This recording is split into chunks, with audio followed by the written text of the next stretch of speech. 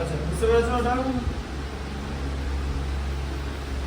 স্কুলে এটা করতে দিলে করতে হবে তো? হ্যাঁ।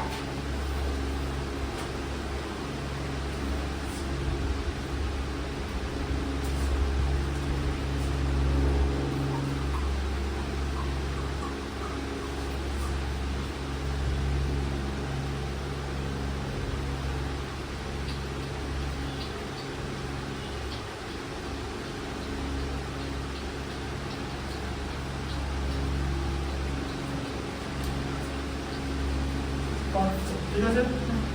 12 এরটা দেখো কি আছে 12 এরটা লেখা আছে by what number should -2/3 whole to the power -3 আর এখানে আছে হচ্ছে 4/27 whole to the power -2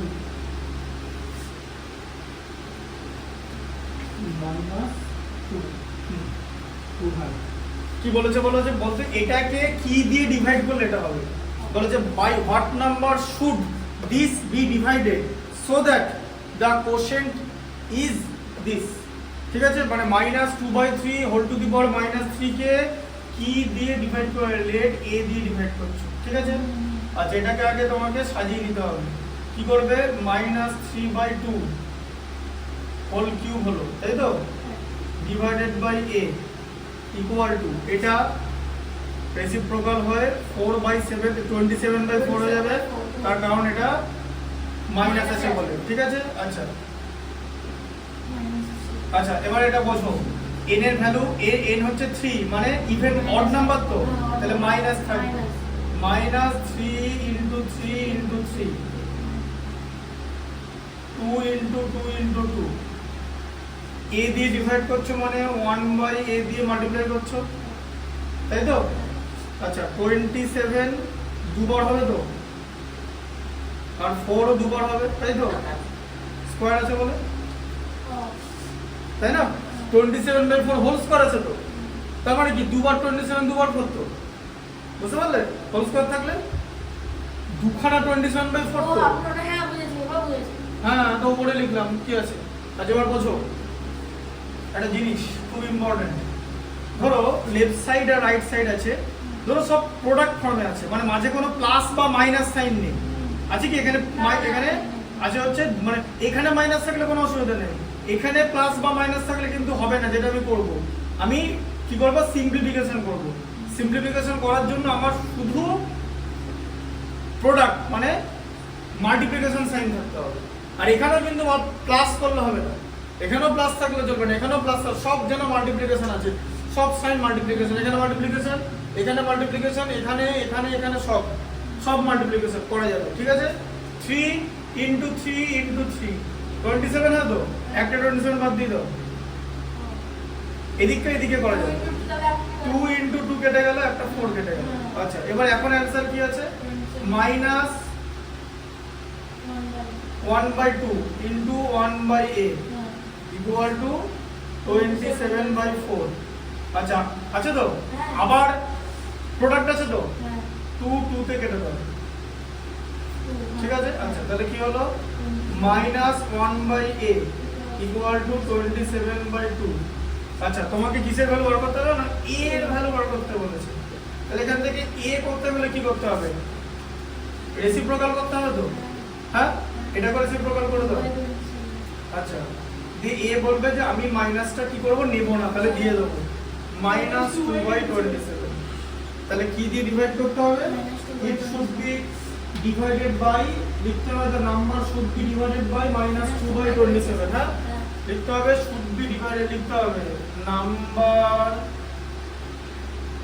should be ঠিক আছে divided by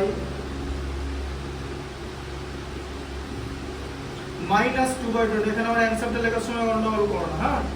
-2/27 ঠিক আছে বড় এগুলো লিখতে হবে স্কুলে হোমওয়ার্ক দিয়েছে হ্যাঁ এটা তো তুমি খাতায় করা থাকবে, তখন তো খাতাতে লিখে নেবে। এখন তো করতে হবে। হ্যাঁ টাইম আছে না, অনেকটা রয়েছে। আবার আটটা রয়েছে। 48 হ্যাঁ। বাংলা জানো তো? হ্যাঁ আচ্ছা 13টা কি আছে দেখো, দেখো বলেছে 5 টু দি ইকুয়েশন দিয়েছে 5 to the power 2x plus 1, ঠিক আছে, ডিভাইডেড বাই 25 ইকুয়াল টু 125, ঠিক আছে। কিসের ভ্যালু বার করতে হবে বুঝতেই পেরেছো? হ্যাঁ কিসের ভ্যালু? x এর ভ্যালু। এক্সেল আচ্ছা তাহলে এটা কত হচ্ছে 5 to the power 2x plus 1 divided by 5 to the power 2 equal to 5 to the power 3, ঠিক আছে। আচ্ছা এরকম হলো তো,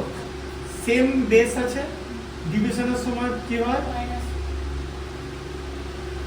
5 to the power 2x plus 1 minus 2 হয়ে যাবে তো, হ্যাঁ কারণ 5 to the power 2x plus 1 নিচে হয়ে যাবে 5 টু দি পাওয়ার 2, তাই তো, তো সেটা তো মাইনাস হয়ে যাবে, তাই তো, equal to 5 to the power 3। আচ্ছা এখানেও সেম বেস, এখানেও সেম বেস, এলিমিনেট হয়ে যাবে তো। হ্যাঁ। আচ্ছা তাহলে 2x প্লাস 1 মাইনাস 2 কি হয়, মাইনাস 1 হয় তো, ইকুয়াল টু 3, তাই তো, এই যে, তাই তো, বুঝতে পেরেছো?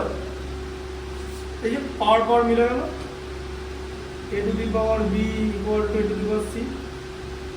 তাহলে কি হয়, b ইকুয়াল টু c হয় না, ও হ্যাঁ তাই যে পাওয়ার গুলো তো সেম হয়ে যাবে, ও বেস গুলো যদি ইকুয়াল হয়ে যায়, আর বুঝতে পেরেছো? 2x ইকুয়াল টু কত হয়ে যাবে 1 প্লাস 3 মানে 4, এবার x equals to x equal to 4/2 মানে হলো x 2, ইকুয়ালস টু যেখানে তুমি লিখে দেবে যে x ইকুয়াল টু 2। আচ্ছা এটা এই দুটো ম্যাথ এখন লিখে নাও, তারপর পরের যে টপিকটা আছে সেই টপিকটা হচ্ছে স্ট্যান্ডার্ড ফর্ম আর ইউজুয়াল ফর্ম, দুটো জিনিস হয় এই এক্সপোনেন্টের অপারেশনে, ঠিক আছে। তো স্ট্যান্ডার্ড ফর্ম আর ইউজুয়াল ফর্ম আবার নতুন করে বোঝাবো, মানে ফ্রেশ বোঝাবো, এই দুটো ম্যাথ লিখে নাও, ঠিক আছে।